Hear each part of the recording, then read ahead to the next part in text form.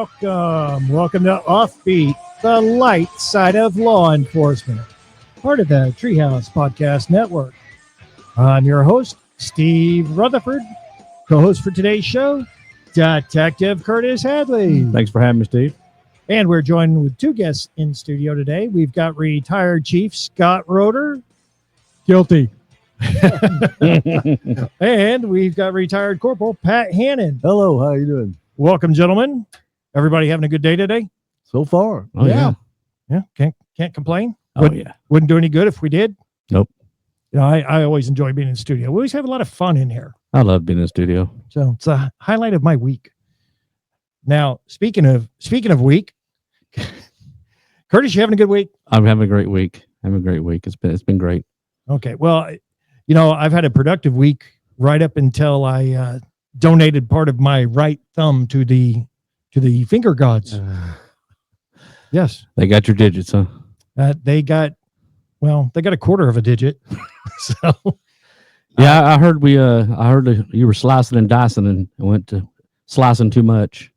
Well, I can't think of a whole lot of things that are more traumatic than sitting there slicing an onion with a slicer and you're just going back and forth, and the next thing you know, you throw part of your thumb down on the counter by the rest of the slices. I would assume it's pretty traumatic seeing part of your body just flop on the ground like that, detached from where it should be.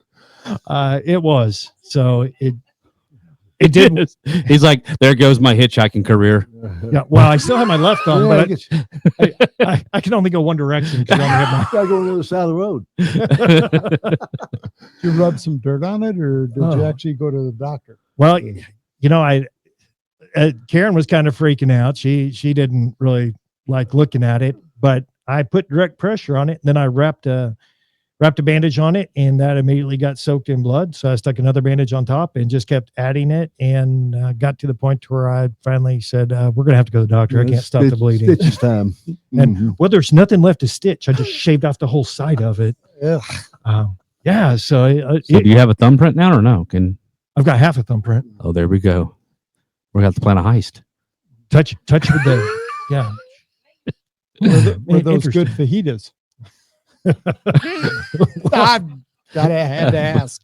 I did learn something though. When we got to the ER, they had a little triage area, and they put a drape down the ground. The doctor runs over and he just rips off the bandage I've got on there. So it's sitting pouring blood down the ground, and they're yelling for a finger tourniquet. Oh wow, okay. They make tourniquets for fingers. But it's not like your normal tourniquet that's larger that you can slide down your arm and then cinch down. It looks like a condom for like a pencil. I thought you were going to tell me it was one of those finger traps where you put your finger in, but you can't get it back out. Finger cuffs. That's what I was thinking. No, so basically the doctor said, well, this is going to hurt a little bit. That's always a bad sign. So he gets this thing out that, again, it's got a hole that you could probably put a pencil in. He's like, just push your thumb through here, and keep in mind the whole wound's on the end of my thumb. Oh man.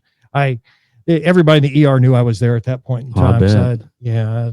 Well, we're glad you made it out alive. Well, thanks. And Karen rolled her eyes at me the whole time because I was talking to a nurse there, and I was like, hey, listen, you ever listen to Offbeat? I'm sure you've got some funny stories here in the ER, and I'm recruiting guests to come on this show. And yeah, Karen. Yeah. Anyways, it was very traumatic. So I'm glad you came out the other side. Still very painful. Now, I did want to mention something. We got an event coming up, the Texas Peace Officers Memorial Ride. That's an event that I co-founded back in 2013. It's part of our Texas State Memorial, Peace Officers Memorial. And that is coming up here this weekend. Basically, it's a 150-mile bicycle ride. We've got riders that ride from San Antonio into the state capitol to our Texas Peace Officers Memorial. Each one of the riders is representing a fallen officer, wear a bracelet to represent them. And we raise funds for our 3 Texas Concerns of Police Survivors chapters. So really, really good event. And if you're in the Austin area on Sunday, and I believe Sunday's the 27th, we'll be arriving at the Capitol or Peace Officers Memorial at 1 p.m. So I'd invite anyone that's going to be in the Austin area. Again, that's Sunday, the 27th, 1 p.m. Swing by the Capitol, watch watch everybody ride in on the bikes and all that. So it's a good deal. You still ride? I'm going to be doing support, and Okay. let's go back to the thumb conversation. No, I don't have a full digit on my thumb. So yeah, that would be a very painful ride for me. So anyways, yep. Well, at least you can get support with the thumbs up. Wow, Curtis. You got the wrap it in red that day, so I can see it real well. Okay. Yeah, well, let's get on to some of these stories. Now, Scott and Pat, I know you guys because you both retired from the Farmers Branch Police Department. Obviously, that's where I retired from as well. And you guys were, you were there when I started, and then you guys all left, and I was left by myself there to try to hold down the fort. Lost sheep. We abandoned you. Yeah, you did. Y'all are like, oh God, we can't work with this guy. Let's retire. I still feel totally left out. No one's still working here. Well, and one of my fondest memories here of Chief Roeder next to me. Anytime we would have recruits out there testing, he liked to get on his mountain bike, and he would go down a jogging trail at the college next. It's Brookhaven College. It's right next to our police station there in Farmers Branch. And what was it? We had to do like a mile run, I think, when we were trying out. And Chief, you rode your bike down a half mile down the trail. We had to leave the PD, run down, literally run around you on your bike and come back. And the day I did my physical assessment, it was like there was snow on the ground. It was freezing cold. I ran down to this man sitting next to me on his bike, turned around and ran back to the Probably had PD. a T-shirt on, right? Okay, so I'm famous for being a polar bear. But again, you were a deputy chief there at Farmers Branch. You were there for how many years? 21 before I retired. Oh, wow. So you retired Farmers Branch at 21 years. Did you work at any other agencies? I had started off with Garland, worked my way through Rowlett, and then over to Farmers Branch. And Pat, you retired from Farmers Branch. Any other agencies that you worked for? I started out in Rowlett Police Department, very small town back then. They sent me to the academy. I got experience, and back then, 2 year experience to get on Farmers Branch, and so they hired me. And then I retired Farmers Branch. Then I went to Rockwall Sheriff's Office and became a bailiff for 9 years. See, when y'all were there, it was actually Farmers Branch. Now it's Farmers Limb because it's been so long. Oh boy. Well, they are a big metro out there now. I thought. Well, and Pat, whenever you came over to Farmers Branch because one of your friends from the academy had gone to Farmers Branch, correct? Exactly. Now, was Farmers Branch everything you thought it was going to be when you got there? I left Rowlett, and we didn't have a big budget then, but we did have things that I did. I found out the Farmers Branch didn't have. I walked in, I had this.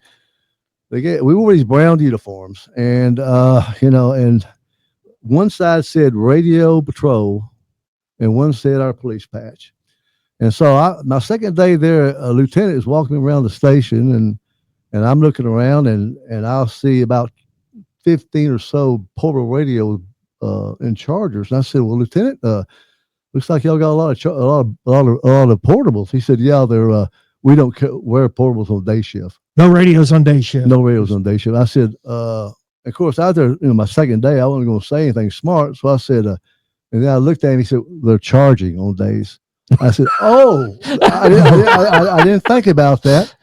But I said I didn't get enough courage to say, "Well, Lou, Lieutenant, if I'm running through a neighborhood chasing a person, how are they going to know where I'm at?" And he goes, "Well, a neighbor come out and call us." Well, anyway, luckily about 3 weeks later, we were on portable radios at day shift. Oh, I thought you were going to tell me they were solar panel only or something. That's the only time they get charged is during the day. I don't think they had solar panels back then. Yeah, they're all solar. They can only charge them during the sunlight. That's what I thought. What was really weird is we had these little radios for everybody but the guy who had the far west district. So the guy furthest away from the police department Had a big portable radio. It was huge. Okay. The battery on it was bigger, and it was just a different model, and it was weird. And then we got onto Carrollton's trunking system, 800 trunking system. You talking about those real long portable radios we had? Yeah, though. I lost one on top of a squad car. Yeah. Oh, yeah. That's the one, but I didn't want to bring that up. Yeah, I know. So I just figured you said the guy working the district the furthest away from the station had the larger radio. Was it gas powered or anything? No? It might as well have been. That poor guy. Nobody want that. He had a trailer to carry the battery around. Now, Scott, you gave me a whole list of stories that you came up with. And it's almost like the theme to your stories are people are always trying to get away. Do you blame them? Well, see, they look at me and they go, I can outrun him. But the reality of it was, although I was always kind of a pudgy guy, is I could run a long ways. I used to run marathons and I used to ride my bike from Rowlett, Texas over to the police department and then back home. So Wow. The one guy, we were busting a party with a bunch of drunk kids, and the guys were piling out the back door, and this stupid kid is trying to outrun me, and he's trying to drag the keg. Makes perfect sense to me. Noble cause, man. He was going for the win. Well, that keg's important. You know? I gotta give that guy kudos, man. Everybody else like, forget the keg. He's like, no. No, we worked hard to get this. Yep. It wasn't easy Yeah. getting That took a whole paycheck to get this. Yeah, that's a keg run there, boys. going to keg run. That's a beer run for you. Yeah. With a cop chasing you. Now, have you ever? You mentioned another story to me. Have you ever given advice to someone who claims to be a victim of kidnapping? Yes. I was a lieutenant and I'm relieving the dispatcher because we used to have to do that. So I'm up there sitting at the desk and the phone rings and this lady comes on and she's talking sort of rationally to me. And she tells me that she had been kidnapped by law enforcement and taken across state lines. And of course, you're not in Farmers Branch because we're nowhere near there. She told me she was in California. What? So she had called to tell you this? She used to live in Farmers Branch and she knew that we would give her good advice. Oh. So I told her that, well, what she needed to do was go down to the local FBI office. And she said she was in San Francisco now, and she had been taken from Nevada across to California. So I said, well, the FBI investigates law enforcement for criminal offenses, and they also investigate interstate kidnapping. So I said, what you need to do, because by now I've realized she's total nut job. So I no, wait, she's confused. Yeah, she was confused. So I told her, well, what you need to do is go down to the local FBI office and demand to speak to the special agent in charge, and don't take anything less than the special agent in charge. And so she went down there and did that, apparently, because the next day when I come into work, I got a note to contact the special agent in charge of the San Francisco office of the FBI. My bad. And it started with, what did I ever do to you? Oh, I bet he was heated. I bet that story is still told at his dinner table. I'll bet it is. I'm sure they went, well, let's send you down to the ATF. They'll have an answer for you. Yeah. Yeah. Just pass her. Yeah. How many abbreviations can we go here, guys? We can't help you here at the ATF. You're going to need to go down to the DEA. Yeah. I knew something was wrong when the CIA got involved. Well, she wouldn't take no for an answer. Oh, yeah. And they ended up having to drag her out and then take her to get her committed. Oh. Well, bless her soul. Yep. Next time she calls, ask for advice. Hey, you might just want to keep that to yourself. Sorry, I called. Yeah. Oh, good grief. Everybody has to have a talent, right? Oh, yeah, absolutely. Now, Pat, you also mentioned a story about people trying to get away from you. And I understand you had worked an accident once involving an intoxicated individual, and you had a partner there, but yeah. This was the brown uniform days where a young officer, when I was dispatched to Valley View in 35 on a major accident about 3:00 in the morning. It's one of those nights where we were just totally busy. I had a supervisor back me up. So next time, if a patrol officer backed me up, he would work the accident. I'd work the DWI or vice versa. Yeah, split up the work. But supervisor, being so important, had other things to do. Absolutely. Didn't have time. So I worked the wreck and the accident. So I mentioned before, we didn't have cages in our cars. No cages in our cars. So we had to put them in the front seat, handcuff them, put a seat belt on them, and then do our business. So I'm doing this out there, writing my report in the middle of this fireman going everywhere and everything with ambulances. And I hear my sergeant check out, and he goes, it went by numbers like B5, like bingo numbers. Yeah, bingo, hold your cards. Yeah, B5, I've got a man laying face down on Harry Hines. Harry Hines. How close is Harry Hines to where you were at? Harry Hines is Service Road. It's Okay. 635 Yeah. to 35. It goes into Dallas. The bad part of Harry Hines. And he's found some guy laying on the There's road. a He good found the part of guy Harry face Hines? down, laying on, this is the service road of Harry Hines. They call it Harry. It's the service road of I-35, Okay. basically. Okay. And I looked back, clicked on me, no prisoner. He's gone. So I said, oh, I go on the radio, said, 8-5. He goes, has he got handcuffs on? He goes, yes, he's mine. Bingo. And you could hear Hold the your mics- cards. You could hear the mics clicking Oh. all over the city of everybody just cutting up laughing.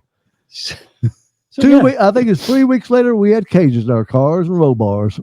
See, now I'm seeing a theme here. Same thing with the portable radios. You were able to get those a little bit later on, and now cages in the car. So yeah, all you We cost them a lot of money. that's a good way to get new equipment. Did you charge him for theft for stealing your handcuffs? No, but those handcuffs were Sergeant Jill McLaren's handcuffs. No, there was some other guy I had. No, I'm sorry, there's another story. Never mind that story. Okay, sorry. Sorry, that's called we call it a senior moment. But We get a lot of those, Pat. okay, Senior moments. senior moment. Yes. As far as an S on it. All right, I'm just looking through the list here to see what I want to go with. Staying on people are always trying to get away. Let's go with you got some Taco Bell robbery?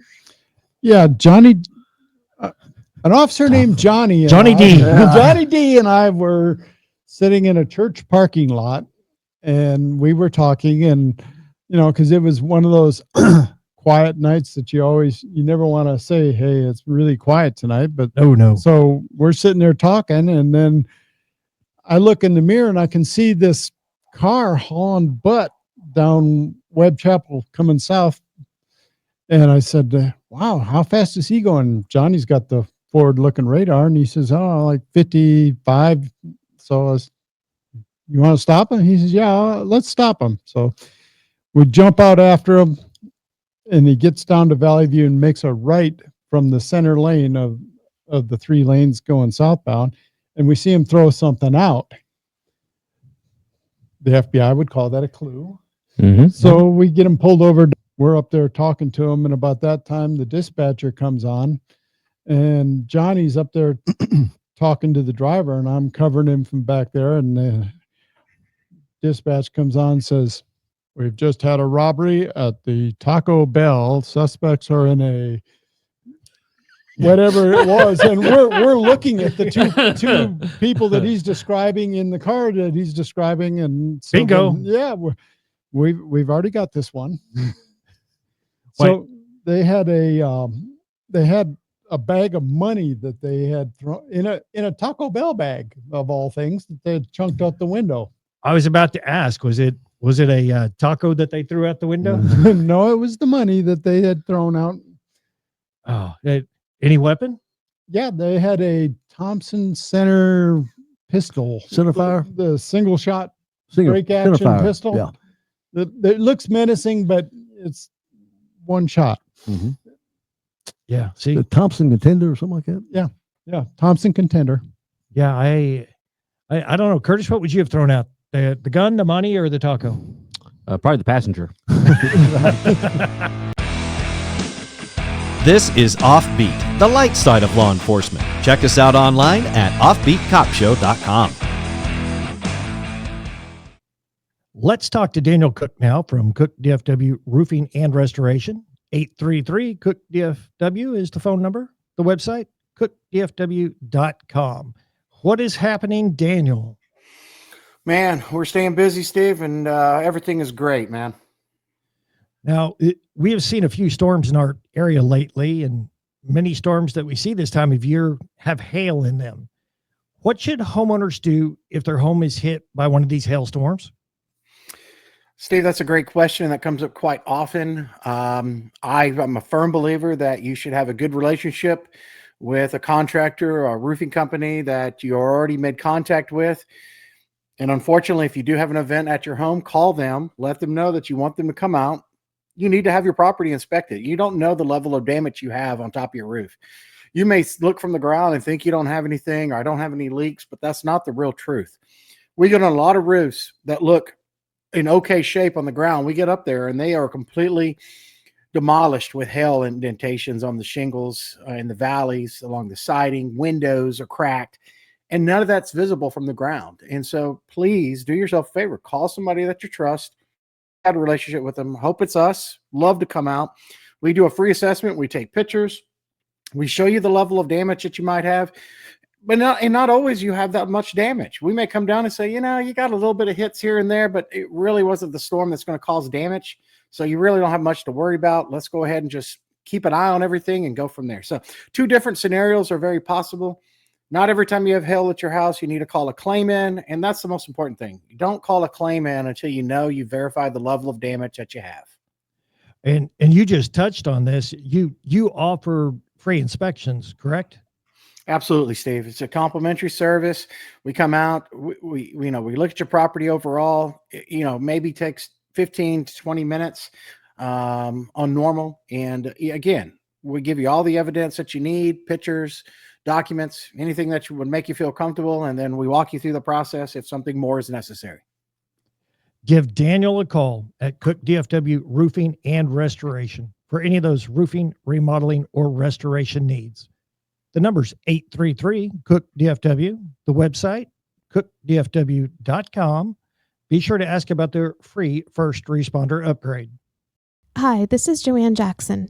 My husband, Dallas Police Officer Brian Jackson, gave his life serving the city of Dallas in 2005. The RMS Treehouse Listeners Foundation supports the families of Dallas and Fort Worth area police officers and firefighters who have selflessly fallen in the line of duty.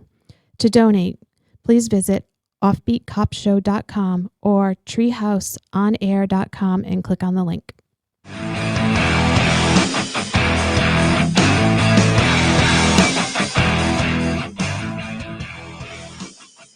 And we're back to more Offbeat, the light side of law enforcement. I'm your host, Steve Rutherford, co-host for today's show, Detective Curtis Hadley. Thanks for having me. And we're joined with 2 guests in studio today. We've got retired Chief Scott Roeder and retired Corporal Pat Hannon. So pleasure having you guys in studio today. And on the break, you guys were telling us all sorts of stories we're going to dive into here in a minute. But this segment of Offbeat, sponsored by our good friends at Alexander Financial Management. If you have questions about retirement planning, investment strategies, life insurance, or estate planning, check out Alexander Financial Management at alexfm.com. Now, Scott, you were telling us on break that you were a member of the SWAT team, and in fact, Pat was as well. But Scott, you were the first commander on the SWAT team? Yeah, I think it had to do with my military background. I had been an Army Ranger before I became a cop. Wow, thanks for your service, sir. Yeah, well, I'd like to think of it as I'm proof that bird shit and fools fall from the sky. They both go splat. Yep, they both go splat. When you say you were the first commander of SWAT, do you mean like that's when SWAT was invented? No, the first one for Farmers Branch. Okay, I had to clarify. Sorry. It was the early 90s. So anyway, 1990. One of the tools that they gave us early on was these distraction devices that was sort of a stun grenade kind of thing. They flash and they bang. Well, it comes in a steel case. Wait, would that be called a flashbang? Flashbang. Yeah. They flash and they bang. Man, so simple. Senior moment. So we're going to hit this house down in Dallas because there's supposed to be a bunch of meth monsters inside there. And we breached the door. And before you throw the stun grenade in, you're supposed to look to make sure that, it's okay to throw it in there. That's probably a good idea. Yeah. And well, the guy who was going to throw it in there looked in there and there's a kid sitting on top of a freezer with an IV stuck in his head and the IV stand standing there. And thank God he didn't throw the dang thing in there. So we just went in and took down the meth monsters that were in there and went about our business. But I could just see nothing good happening if we would have threw that in there. Okay. You said there was a kid in there sitting on the freezer. An infant. An infant? An infant. And it had an IV in its head. In its head? In its head. Okay. I don't know what was wrong with it, but mom went to jail. So. Wow. And then it took out the SWAT officer. Now he's got a live death tech in his hand, and he's walking with a finger trying to get this pen back in the grenade. You never throw your pen away. Always keep your pen. So he's standing there. He's got his rifle between his legs. It's dark. He's got a flashlight under his arm. He's trying to get the pin back in. I said, just throw the. What could go wrong? Just throw it down the road. Throw it down there. Everything can go wrong in SWAT. Right out there by that pool. He's out there at the crime scene taping down the handle on it. I just want to hand off here. Hold this. Yeah, I'll hold be it right for a back. sec, right back. Yeah. So, you guys were on SWAT together. Yep. Mm-hmm. Any other funny SWAT stories? I mean, that y'all can share with us. Well, we were called out, so we weren't full time, but we were very, very active. Well, we went over to Dallas, Irving, and Carrollton and everything else. I did have a deal where we had a situation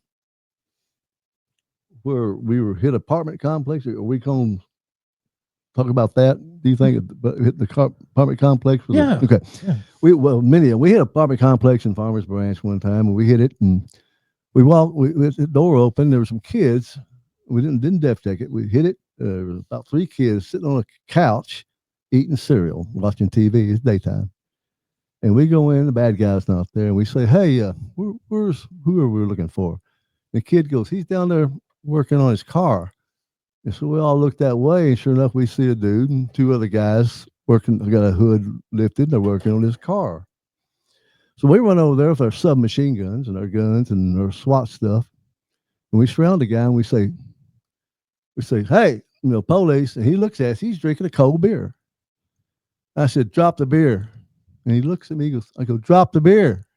So he puts the beer on top of his head, and he got this beer balanced. Now he's got his hands up.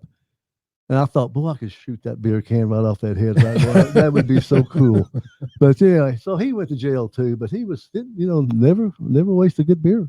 I wonder if he was related to the kid dragging the keg. Absolutely. I think it might have been his brother. Yeah. Like, you don't waste a beer. So he went from a beer run to a beer balance. Yes. Yes. Yeah. Why would you waste a good? If it's a hot beer, hey, throw it down. It's a cold beer. You don't waste a cold beer. There's only 2 kinds of beers, cold and free, right? Those are the best kinds. Yeah. Yeah. Why throw it down? But yeah. So when you guys went to cuff him up or whatever, leave the beer on his head, or No, I think he fell on the ground. No, they canned him. We might have helped him with that. We might have put him on the ground and the beer went with him. Yeah. Oh, that's right. I lost my SIG pistol running across that field. Remember that? Oh, I forgot. We're still looking for it, Pat. Yeah. Well, no. The Lord Jesus Christ was looking at me, looking over for me. We wore these SAS style holsters back then. Okay. And they were lower, and you wear your entry vest. Yeah. And interfere with your pistol. But they were kind of loose. We run over to get this guy, and luckily, I don't know who the officer was behind me, and I didn't ever know when it fell out of my holster in the middle of this open area in this apartment complex. And so we get there and take care of the situation, and I get a tap on the shoulder. He goes, "Hey, this yours?" My SIG pistol. I went, oh yeah. I said, not my luck. Some 12-year-old kids got it right now. You know what I mean? But yeah. only thing missing was Pat going, time out. I forgot my gun. I dropped Luckily, I had gun." my sub gun on me. Yeah, Hey, everybody stop for a second. Yes, we're going to slow this down. And I'm going to go get my gun. That's why you call the last guy the cleanup guy. Well, that's kind of funny. When I stopped the car one time on Marsh Lane about that gun, and I learned a lesson that day as a young officer, and I walked up there. I was writing a ticket to this guy, and I felt down there, and it's back to the old 357 Magnum days, and I went down there. I forgot my pistol at the station. I booked this somebody, and you have a lockup. Yep. Put 'em in. But I learned now, put it in your trunk. That Yes. way you don't lose it. Okay, you don't forget it. So I looked this guy. We didn't have radio. We didn't have video back then. I said, "Let me ask you something, sir." And he goes, "These are these guys you knew you could talk to." I said, "Are you a badass?" He goes, "No, sir." I go, "Good, because I forgot my pistol." And he laughed like we did. I won the ticket. See you later, buddy. Thank you. Appreciate your cooperation. Yeah. Well, and that is one thing about your reputation is that you're a good shot. And everyone said, "Hey, old Hannon only needs one bullet." And I am fairly certain you don't recall this, but when I first hired on at Farmers Branch, you and I had to run down the county. I think one of our evidence guys or jailer got stuck with a needle or whatever. We had to go run down and see some of the county narcs guys down there. We jumped inside a Crown Vic to leave. And as you were getting in, I looked at your gun on your holster and you didn't have a magazine in your gun. Mm-hmm. And I was sitting there thinking, okay, I'm a new hire. I got a supervisor right here. How do I tell him he doesn't have a magazine in his gun? And I was thinking, well, if the magazine fell out, at least he still has a round chamber. And then I've been told this guy can hit anything with one bullet. Do I say anything? And as we were pulling around the water tower behind the back of the PD, I mentioned it to you, and you said, "Oh yeah, this dadgum seatbelt always hits the release on it." Yep. You stopped the car and you opened up the back door, and sure enough, your magazine's laying on the back floor. I'm like, okay. Yeah, Good. that seatbelt operation, they had those Ford Crown Vics. They would hit that holster just right. Maybe it's just me, and I Just release the magazine. I'd got to be where I get out of the car. I'd be clicking it. I'd be making sure it's back there. Yeah, but us wrong-handed people, we didn't have that's that right. problem. Mine was That's over right. here, so Mhm. I was I thought very fortunate. I just thought maybe it's a Bluetooth gun or something. He's wireless. Wireless You gun. don't need a magazine. No, it's like one of the stormtroopers. Yeah. Oh, okay. Now let's get back to the people are always trying to get away theme. Scott, you helped out some other agencies with some robbery suspects for McDonald's once, correct? Well, it was actually the robbery took place in our city up at Midway and Spring Valley. Okay. That McDonald's there. Shift change. So I'm headed. I was working. We had a heck of a month that month. We caught like 3 sets of armed robbers. Wow. And 4 or 5 stolen cars, including the other one I'm going to tell you about later. But I run up there to the McDonald's and the guy said they're going southbound on Midway. There's 2 of them.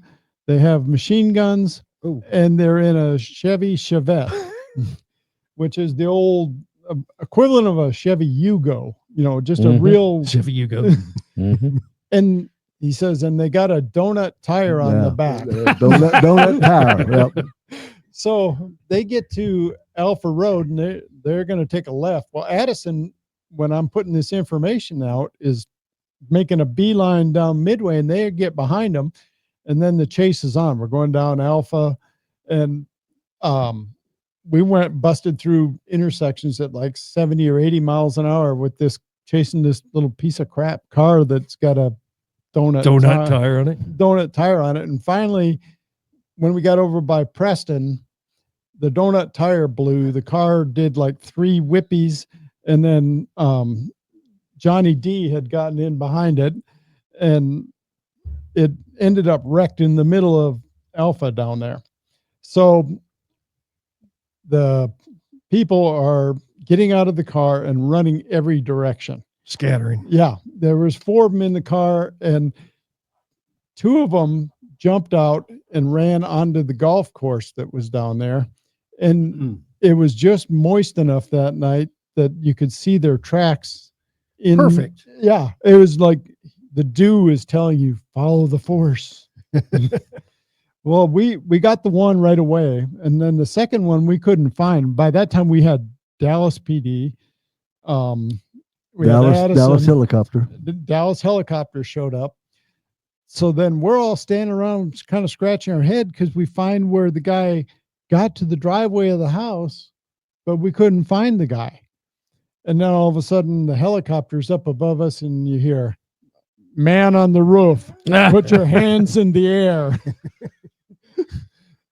And so we got him. So Hey, this guy looks over the roof. He's down this roof, and it's like a Adam 12 deal. I mean, you on the roof, see your hands and all that stuff, and he crawls out and he looks down. This guy looks down at all these cops. There's 50 cops holding 9mm guns up at him like that. I'll be backing back up. Yeah, he came down and he didn't have a problem after that. No. So caught them all. Yeah, you don't rob Taco Bell or McDonald's in that town. That's right. Yes, that's sacred. We take our fast food seriously. That's right. Well, and, it was like a Chevy's version of the Yugo. But a Yugo was for two people, and then there was a joke they made a 4-door version called the We Go, and then they had a minivan called the We All Go. I thought it was a They Go.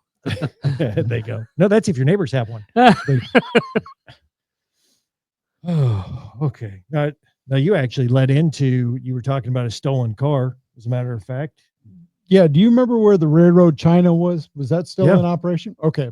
So there's a bunch of trees in this undeveloped lot, and this stolen car is sitting there. I got a call on it, and I went down there and I confirmed that, there was a stolen car, and I called for the wrecker, and I'm waiting there. And again, Johnny D just happened to be there.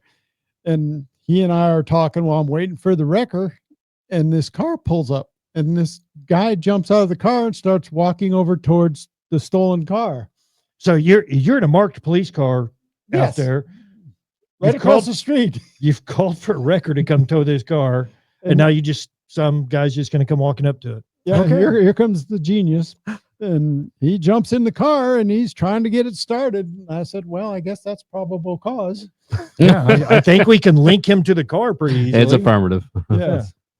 So then we went and arrested him, and he just made my day. That's what I told Johnny. I said, watch this idiot get in this stolen car and make my day. And then he did it. Like, holy crap, he is getting in it. He's psychic.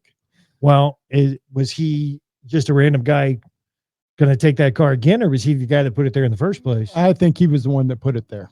Just coming back to visit. Yeah, I didn't get a chance to talk to him much about it. Yeah, that's not a real swift plan there. Talking about Johnny D, I thought of an instant where we Poor Johnny D. I don't know Johnny D, but I want to have a beer with this guy. He was a great cop. He's a cool guy. We got a music disturbance call a place, and we went and knocked on the door, and the guy wouldn't answer the door, and he's playing music too loud. So he looks out there and he sees two cops. So he turns on the music, goes, I hear you knocking, but you can't come in. And he kept cranking it up. Guess what? We got in, and he visits our city jail. But I thought it was pretty funny. Yeah, here's knocking. We can't come in. You know what? We're going to quit knocking. We're just gonna, we'll knock the hinges off, maybe. Yeah, blast them off. And Pat, you mentioned a strange family violence call you went on. This was when you were a younger officer. Very correct? young. We're Brown uniform days again. And, at one time when we were young police officers, family violence, we really couldn't enforce some of those laws. I mean, like they can now. It took a lawsuit in Dallas for it to happen. Well, we had an elderly lady that lived in a good part of Farmers Branch, a nice home. And she called us, man. Her doper son came home wanting some money, or grandson, I'm sorry, came home wanting some money for dope. And she wouldn't give him any. So he totally wrecked out, tore his house up. Well, I'm sitting out there on the porch talking to this elderly lady, and she's upset. And my sergeant drives up. And he rolls the window and goes, hey. I go, yes, sir. He goes, you tell her that we don't handle civil deals, and this is not criminal. You need to get in service. I went, yes, sir. And I turned around that little old lady. I said, I guess I need to get back in service. And it was really embarrassing. I was going, and I was going, oh gosh, and left her holding the bag. Sorry. But Oh. law changed, and we took care of that after that. I was gonna say, I mean, thank goodness the law did change, but yeah, that's Mhm. kind of embarrassing. You're standing there trying to do your job as a young officer, and someone just rolls up, "Hey, get back in service." The same sergeant was we were seatbelt law. Texas came in, so we had to wear seatbelts now. Okay, it's 80s. Me and our sergeant, Again, the invention of the seatbelt. our sergeant, yeah, almost. This lady comes up beside us at Valley View and Marsh Lane, and she just rolled your window down. We didn't have our seatbelts on, and she goes, "Officers, seatbelts." And my favorite sergeant said, "Lady, you worry about your business, and I'll worry about mine." And I'm sinking in the seat. I'm going to get fired over this. But luckily, nothing's happened. If we ever got complained on, they talked to our favorite sergeant. Well, they forgot about us. Yeah, they were so mad at him by the time they got done talking to him. We were an afterthought. Have you ever wondered when the actual the twirling of the finger is going to become where no one knows what we mean? Right. Because it's been 30 years since we've had rolled up windows, but when you do this, people still know it. It was rolled up windows. But yeah, but I'm saying, Yeah. when do you think it's going to get to the point where we do it to a kid and they go, "Why are you rolling your finger like that?" Because because it doesn't look as good when you push the button. Yeah. Yeah, universal language, but yeah. Same thing with the phone. We still do this. Now, Scott, you told me about a burglary suspect. Yeah. Well, I got dispatched to a burglary report call. It's at like 1 or 2 o'clock in the morning. And I go down to this fine apartment complex that we had off Villa Creek, which is right by LBJ.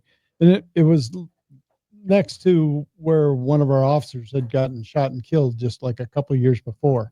And I'm this new rookie cop, wearing my fancy brown uniform. I get out of the car and I got my clipboard to take the report, and I got my flashlight, and I had to put my hat on because you could get like 2 demerits on your monthly evaluation if you got caught without one. So you're looking good. You got all your equipment, got your hat on. That's You're- right. Oh, but looking good. I was ready to take that report. Well, I'm going upstairs to the apartment complex, and I get to the top of the stairs, and I can hear this woman screaming. I mean, the horrified screams victims have.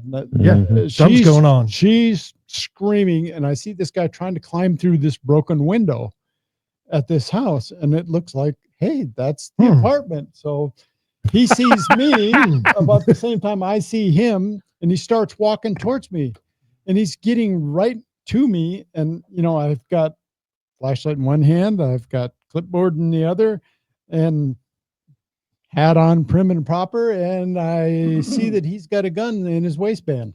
So I knew that I couldn't get to mine before he could get to his. So I just reached out and grabbed his and threw all my crap away. And then the fight was on, and I got him subdued and handcuffed and got the woman to stop screaming. I said, "Could you please call the station and tell them that I need help down here?" And anyway, I finally get the guy, and I get him in the car, and she tells me, "I don't have a phone." So I get him in the car, and I'm checking en route to the station with the burglar, and our favorite sergeant comes on and says, "I thought you were going down there to take a report." I said, "So did I." Instead, I came down here and took a burglar. You're listening to Offbeat, the light side of law enforcement. Visit us online at offbeatcopshow.com. Planning for the future is challenging, and getting where you want to go in life requires strategies built around your unique financial needs. Alexander Financial Management is here to help you reach your goals. As fiduciaries, Alexander Financial Management will pursue the best solutions for you, no exception. While their decades of experience and service are available to everyone, Alexander Financial especially wants to help first responders and their families. The founder is a former police officer, and the executive team includes a retired fire captain and a retired police officer. Their extensive background in public service gives a deep understanding of the public retirement systems of Texas. So for retirement planning, investment strategies, life insurance, and estate planning, Alexander Financial Management has your back, so you can look forward. Get more info at alexfm.com. That's alexfm.com. Investment advisory services offered through Transcend LLC, a registered investment advisor. TE3 and Alexander Financial are not affiliated entities. Insurance products and services are not offered through TE3, but are offered and sold through individually licensed and appointed agents.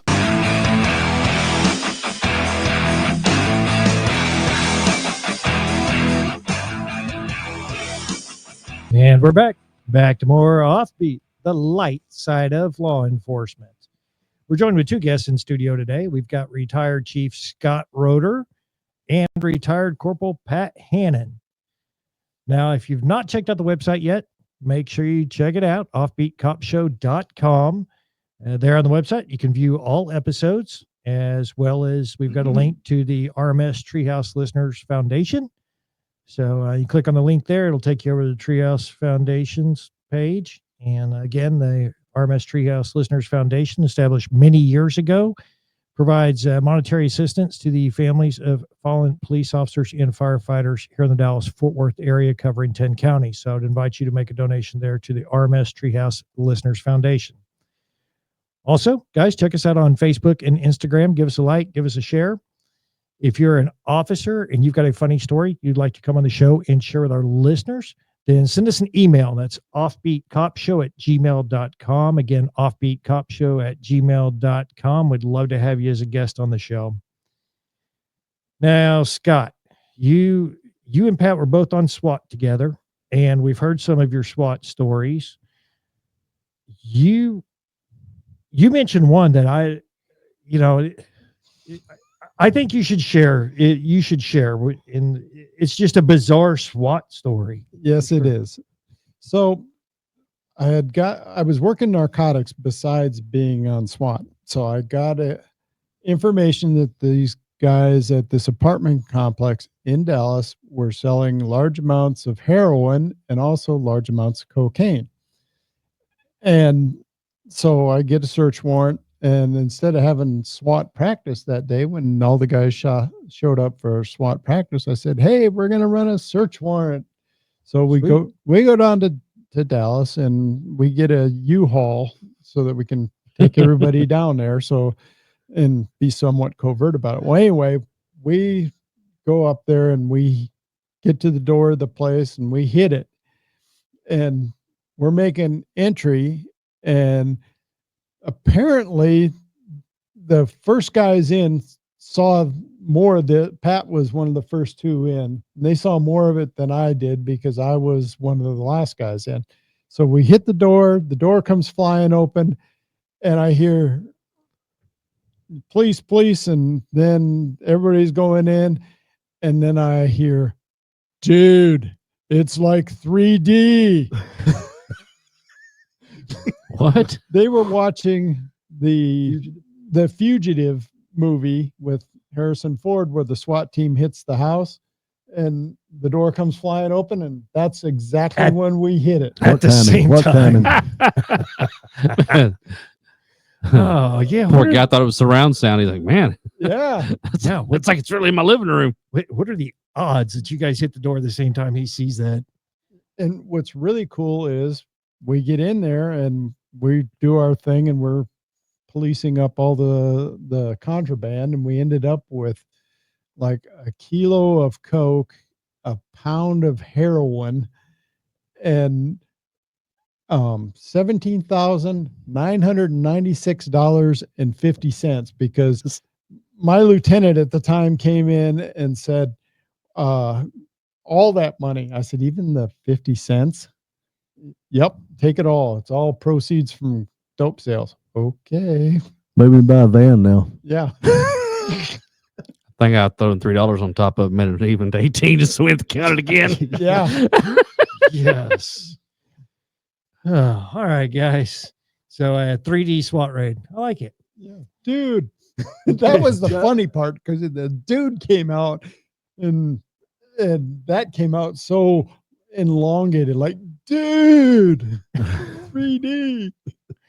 Well, guys, that's what we got for today's show. Scott, Pat, thanks for coming on the show today. We appreciate you. My pleasure. I had a great time. I encourage everybody to do this if you got a good story. That's Or it. if you don't. Or if you don't. Yeah. Or if you don't. Yeah, we'll find a way to make it funny.